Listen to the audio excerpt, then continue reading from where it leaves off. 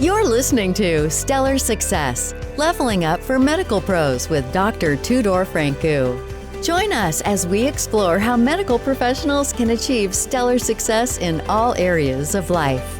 It's time to level up. Hi, Jenna, how are you? I'm wonderful. How are you?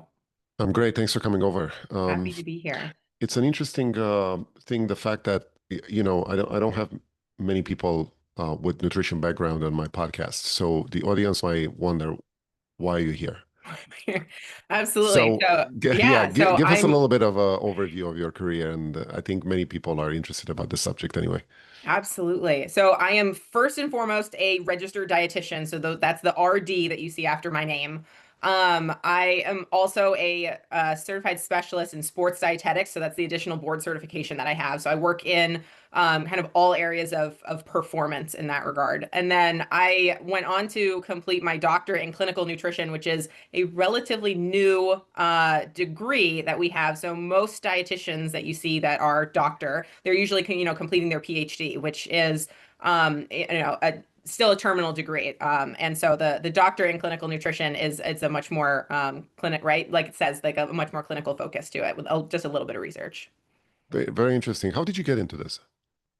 Let's see. I'll give you the short version of it. I mean, I was a high school athlete. I was a swimmer and a rower, and I wanted to stay kind of within that world of sports medicine.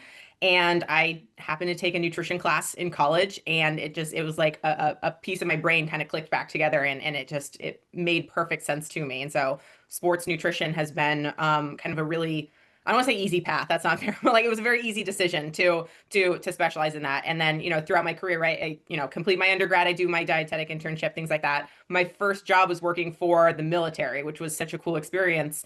And that's where I really had found cognitive performance nutrition as a specialty because of two reasons. There was a huge need for it, right? I had soldiers coming in who were going through weapons qualifications and all these different drills where it was not just their physical performance that they were being judged on, and graded on. You were using your brain for a lot, almost everything that you were doing. And so I was getting a lot of questions about, can I take this supplement? Can I eat in this way, to perform, perform better. And so I saw the kind of specialty, the need there. The second reason was that I hadn't seen a lot of other dietitians truly specialize in cognitive performance in that regard. So it was an easy gap to fill. Yeah, you bring this to a different level. There's so much to talk about the subject, and I want to kind of start over with a little bit of question regarding the present trends that are in nutrition, with athletes and performers and all this stuff. What's your impression about how this trend is going? Like, people are talking about all kinds of like macros balancing and supplements and intermittent fasting and let's eat this but not that. How do you see this whole world going? The world of performance, I think, will always be evolving. I think what draws, a lot of people to athletics and some type of performance, like in any stage of their life, is that I think at our core, human beings kind of love that self-experiment a little bit. So, right, so you hear about something like intermittent fasting, you hear about a supplement, like your instinct is like, oh, I wonder if that could help me, right? I wonder if that. So that kind of self-experiment curiosity, I think, is will always be strong within the athletic population. And so I think it will always be something that is evolving. There will always be a next trend. There will always be, the next interesting diet to try. And sometimes there's science behind it, right? Sometimes there's an article or two indicating, like, oh, maybe, this type of eating pattern will help this type of athlete. Most often it's not. But oftentimes things circle around, like, right, like creatine is very popular all of a sudden, which is fantastic. But we've known about it for decades. Like we have decades of research showing that creatine does these wonderful things for us. So Yeah, it's so yeah, funny I to think it'll me. always be there. Yeah. And I want to talk about this because my podcast and audience are interested in people that are successful in their branches, and obviously part of their success is how they show up themselves, how they conduct themselves, and part of this is what kind of nutrition they have, right? Apart from exercise, but what do they eat? How do they eat? And most of the successful people are very strict on this, and they follow certain guidelines, and they put themselves in a situation that they don't allow anything like junk or out of the scheduled meals. And I can't tell you how many people are going into the gym, trying to exercise themselves to lose weight, and they cannot because they go home, and they burn 300 calories in the gym, and they go right across the street at McDonald's or get a burger, and I mean, it's all done at that point.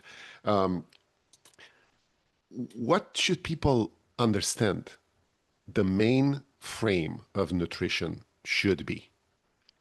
That's an excellent question. So the core of our nutrition science really hasn't changed tremendously in the last 50 years. There's really three big things that are kind of on my checklist when a new client comes in, or even someone right at an event I'm teaching as someone is asking me, that really make the biggest difference for everyone on a foundational level. So it's, are we hydrated well? And that number is different for every person, right? Every adult does not need to be drinking a gallon of water. I don't know who on the internet said that, but that was incorrect. It is different based on many factors. So, but are we hydrated is really the first big one that I work with everyone on. The second one is if we're fueling well enough for the work that we're doing. And by that, I mean, we're not skipping meals.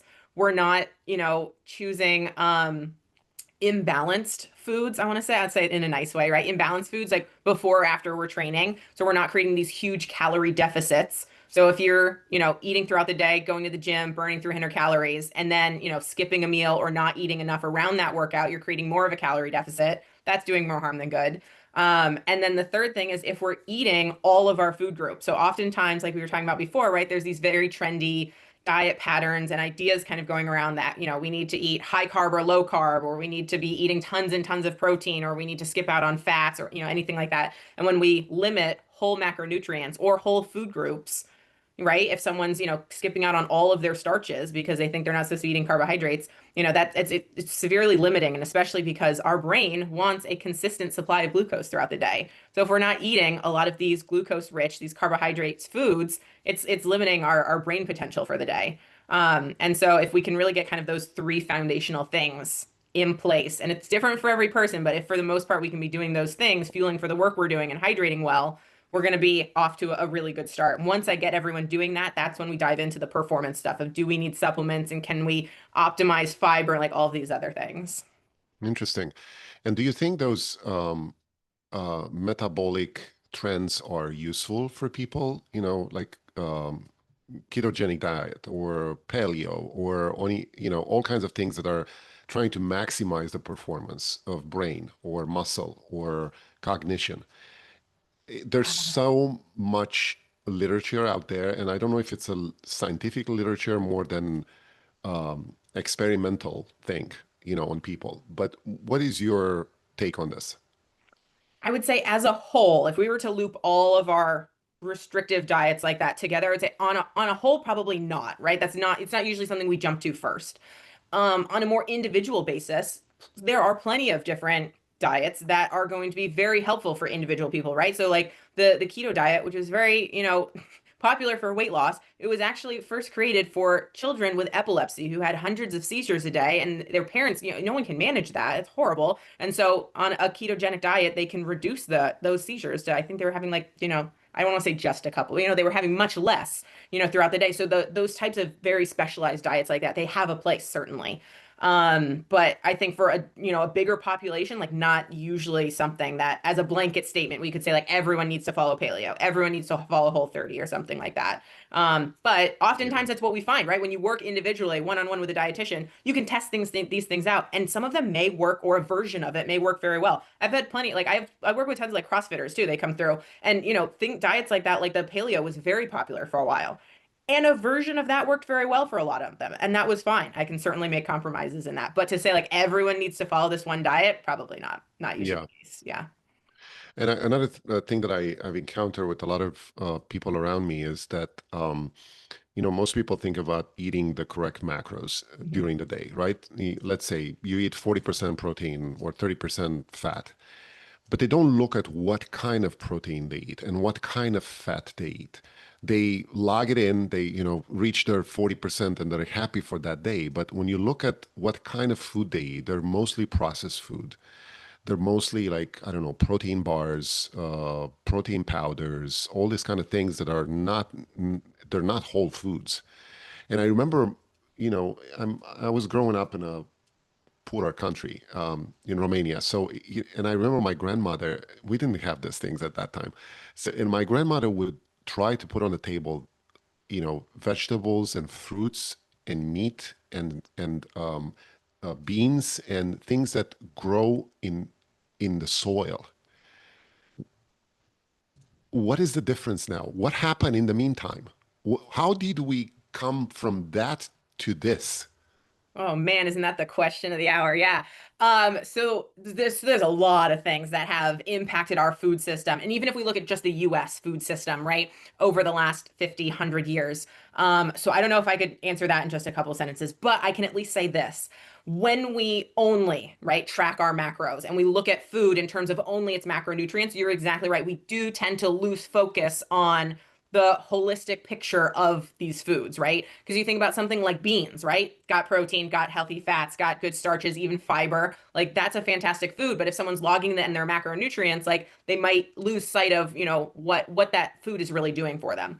So this is why I actually years ago started to only teach foods as food groups. So if you look at like if anyone goes on my website, you look in the lab, anything like that, you look at a performance plate, and you can see this across, the My Plate design, Harvard's My Plate, Stanford's My Plate. It's teaching whole food groups, right? So you're looking at protein, you're looking at fruits and vegetables, you're looking at starches rather than a plate divided by macronutrients. Because when we think about macronutrients, we don't know exactly what foods are going to fit into which one, right? But if you think about food groups, everyone knows what a fruit is. Most of us know what starches are. Everyone can name a couple proteins that they like. So it's much easier to create what we're aiming for, right? A balanced meal with as many food groups as possible when we're thinking about food groups versus am I getting a carb? Am I getting a fat? Am I getting a protein, right? We tend to lose, some of our typically vegetables, right? We tend to lose, some of our food groups when Yeah, we think about things just in terms of I macronutrients. think that's a great approach. I think it's Yeah. a much better approach because if you take any person and you have a little introspective thought of what you're eating every day, how many of those foods that you're putting in your mouth are actually whole natural foods grown in the soil? Think about this. You eat either a yogurt, a protein bar, I don't know, some kind of cereal, processed cereal, uh, bread that is made, out of who knows what. All these type of things. Like there are very few parts of nutrition in our daily lives that are actually from the soil, Mhm. and people don't look at that. Another thing that I'm very interested in your response is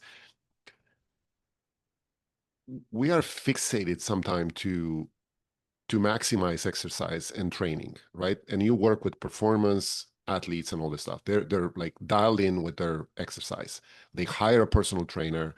They work 3 times, 4 times a week with that person. They dialed in. Very few people think about hiring a nutritionist. We do not know how to eat. We don't learn how to eat. When do we learn how to eat?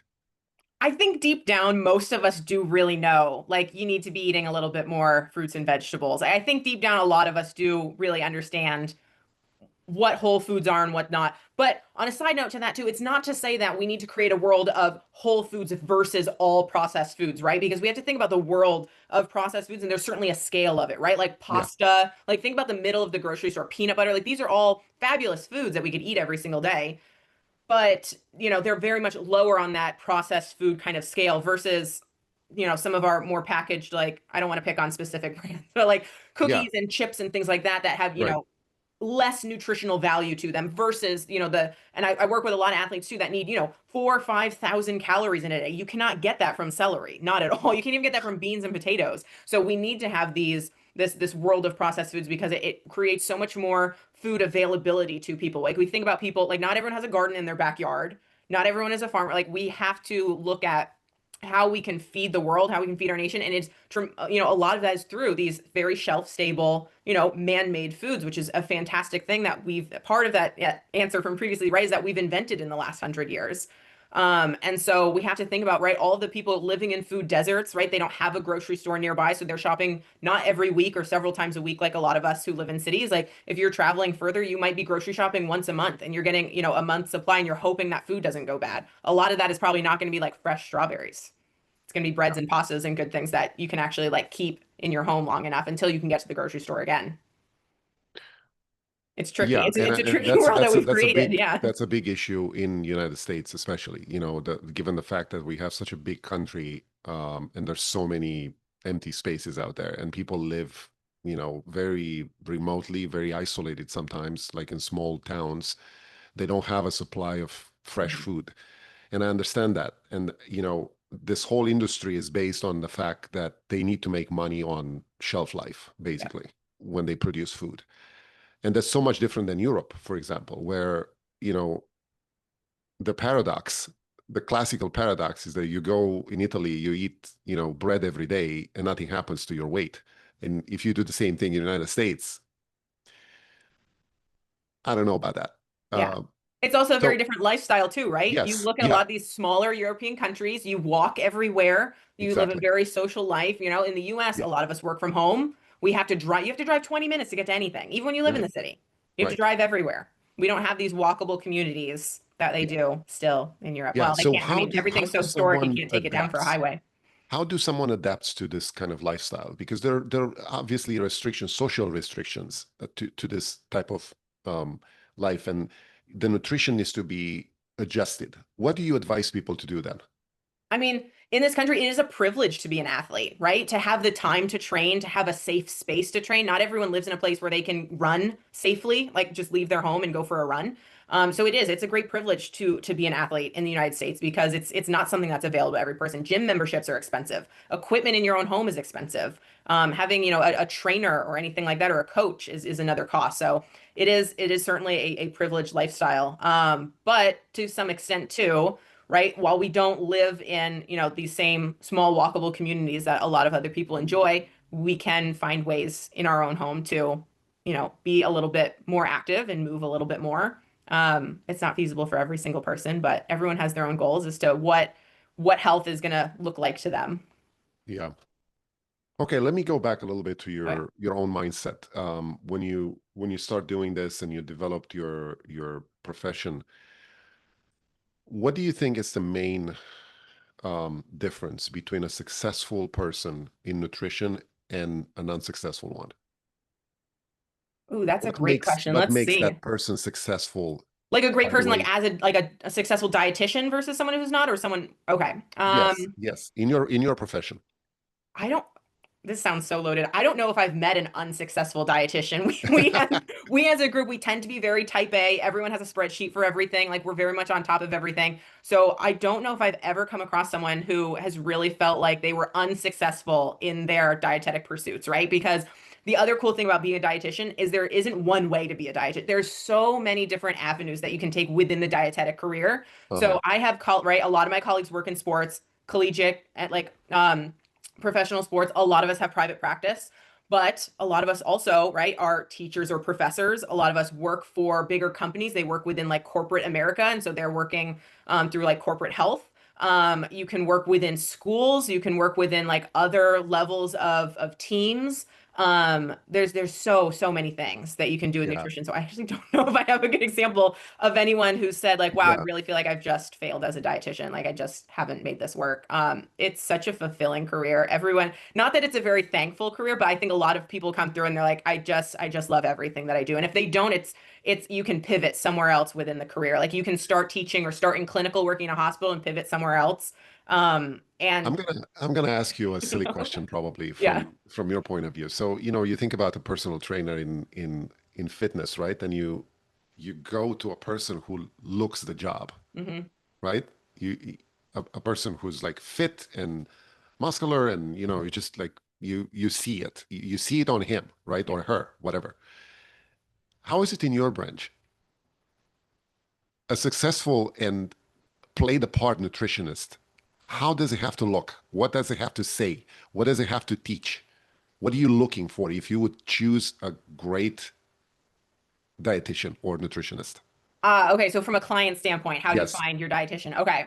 So that'll probably look a little bit different for everyone, right? Depending on what your goals are. But typically that's what you want to start with is what do I want to gain from more nutrition knowledge or more nutrition coaching?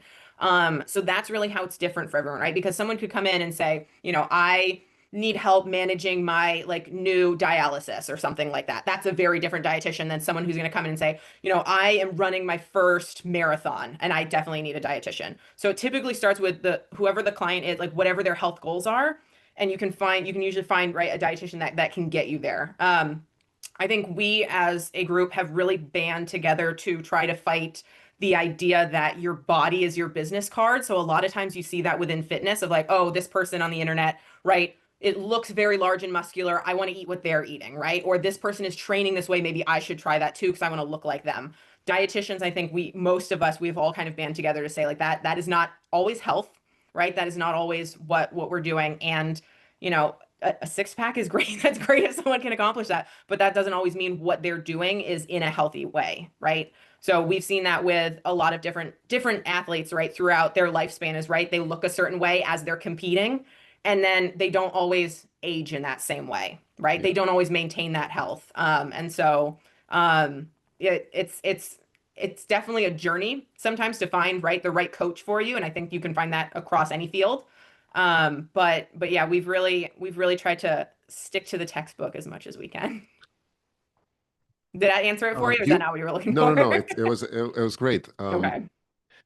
I think you had many good things in your profession so far, but I'm sure you probably had something that didn't work out either in a client or in your own career or something in your life. Is there anything that you can give us an example that kind of put you back a little step and then motivated you to do better?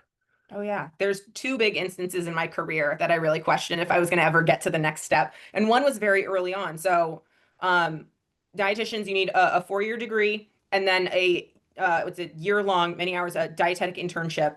And then you're allowed to sit for the national exam. Since then, I'm older. So since then, when you now require a master's degree, which I did end up getting, but at the time that was the pattern. And so straight out of my undergrad, it took me either 3 tries or 4 tries to get accepted into the dietetic internship. So there was a period of time where I was just working at gyms. I was actually living in DC at the time. Like I loved what I was doing, but I was not a dietitian, and I kept applying and I kept trying to get the experience and do all these things, and it just wasn't happening. And so it really made me question whether this was ever meant for me to be.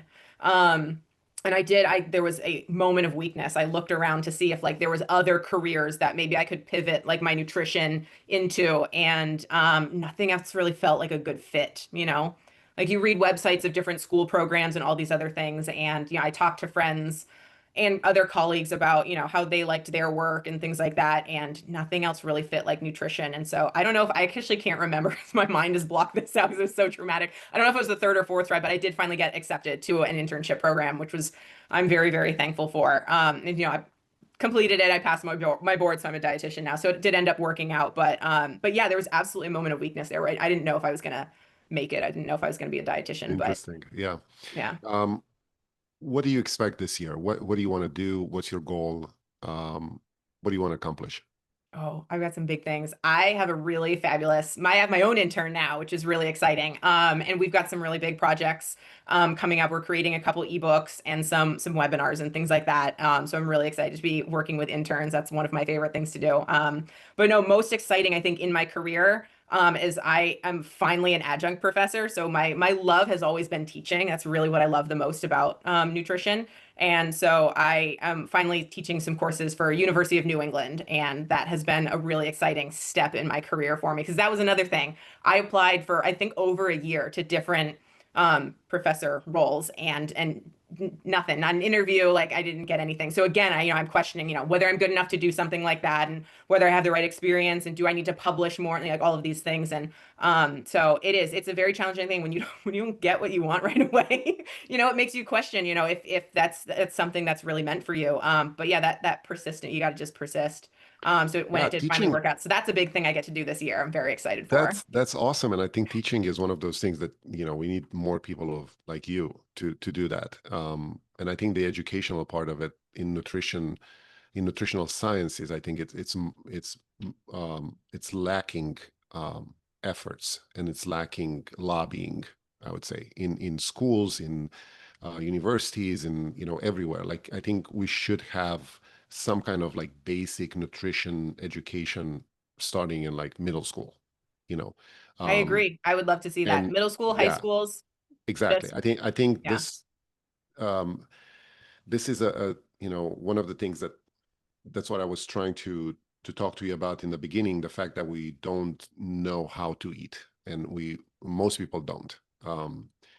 And that brings me to another question that I wanted to ask you, which is, again, a trend right now. And people say, well, we have protein, we have fats, and we have carbohydrates. Two of those are essential things for life, right? The protein, the amino acids, essential amino acids, and the fats, the essential fats that we need to have in our nutrition. But nothing in carbohydrate group is essential to life. Yeah. Carbohydrates are our How do you main see the energy subject? source. You I'm c- you sorry? you couldn't live without carbohydrates. Yes. So Yeah. how do you counteract this notion of we don't need carbohydrates? We can live without them. They're not essential to life. Let's keep them. I mean, it really comes down to like everyone really does have the right to eat however they want to. It is your body, it is your health. You can make whatever choices you want to about your health. But if someone comes to a dietitian and says, "Please help me with my health, with whatever my nutrition goals are," like everything that we do is evidence-based. So we will always rely on what the scientific consensus says. It is a very difficult thing to combat, right? So we can make amazing podcasts, and I have a little YouTube channel, and like we can try to put out as much correct information as possible. But it's not always received well, or it is ignored. And so really, I think the people who want to find the correct information and want to trust the experts and the professionals, they will do that. We're here. We have so much, information to share. This idea that, the scientists and the professionals are hiding information is something that we always kind of laugh at, because if you've ever talked to a scientist, like they are so eager to tell you about what they're researching and what is going, like we can't shut up about our work. So we love Yeah. to tell everyone the correct information. We really do. Yeah, absolutely. In the same time, I think that there's some controversy presently with what the food pyramid looks like in based on research Mhm. or based on scientific research. And there are a lot of people that are they don't agree with that. The base of the food pyramid presently is based on like whole grains and bread and all this type of things that are not necessarily the best thing for you. But you know, the trend right now is kind of what I'm seeing is they're trying to combat that with a new world, I would say, of nutrition based on we don't need that much carbohydrates. We need certain type of carbohydrates. Maybe we should need that much fruit. Maybe we should need that much, bread and milk and all this stuff. Um, is this something that is going to evolve to a point that we need to restructure our food pyramid? So the food pyramid was actually taken out of teaching, out of circulation about 15 years ago.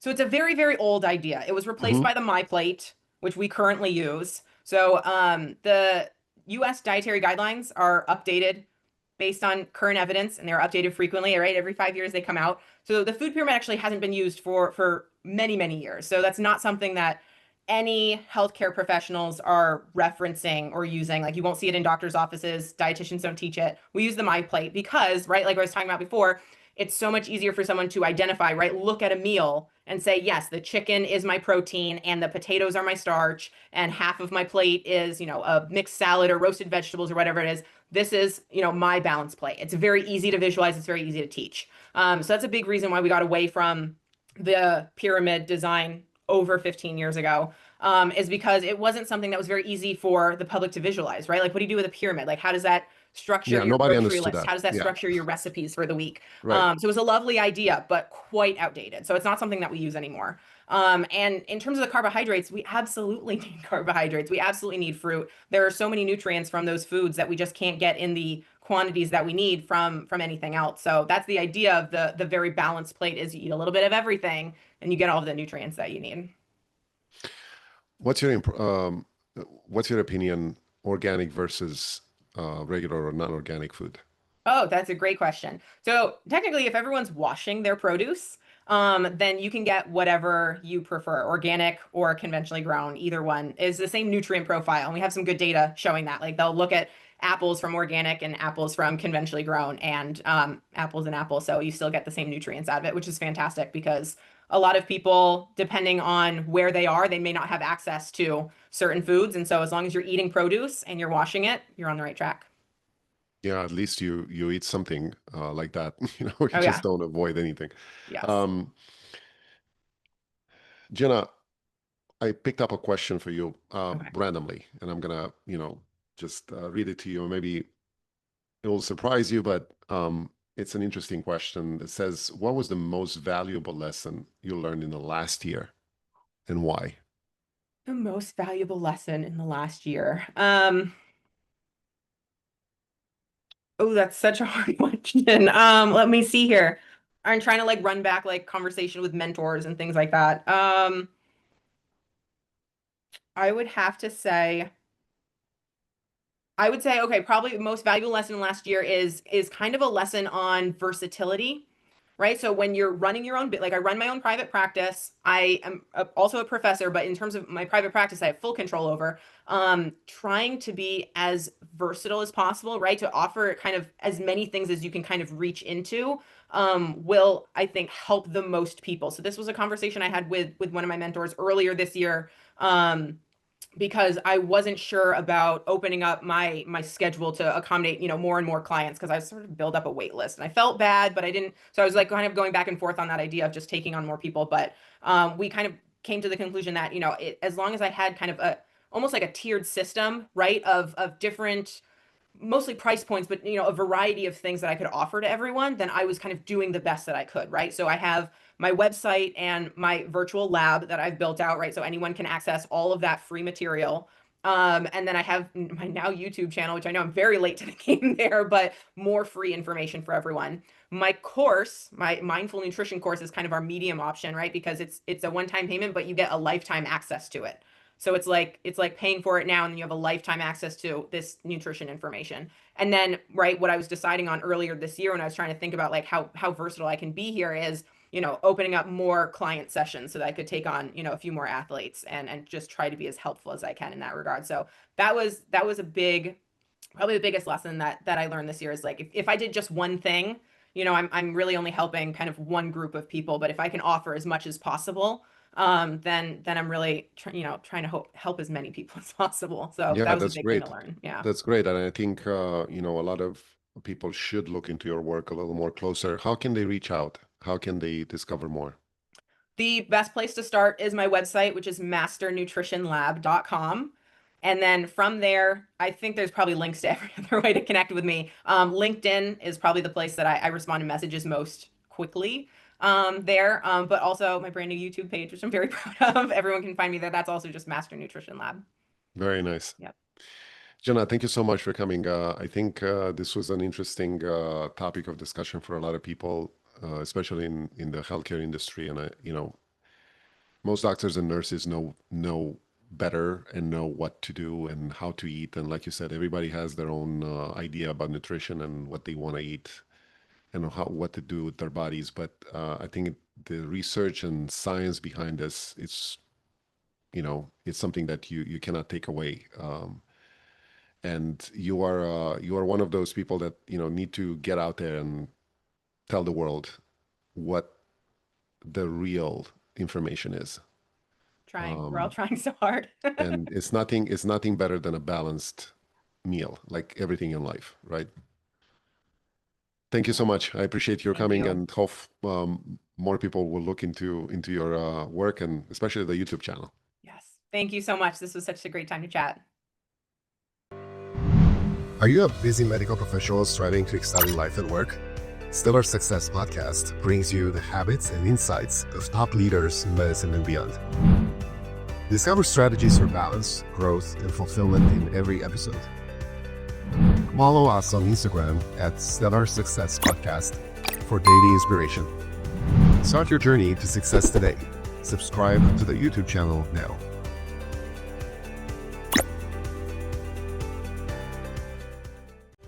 That's a wrap on Stellar Success, Leveling Up for Medical Pros with Dr. Tudor Francu. Interested in joining us? Go to stellarsuccesspodcast.com/guest to apply.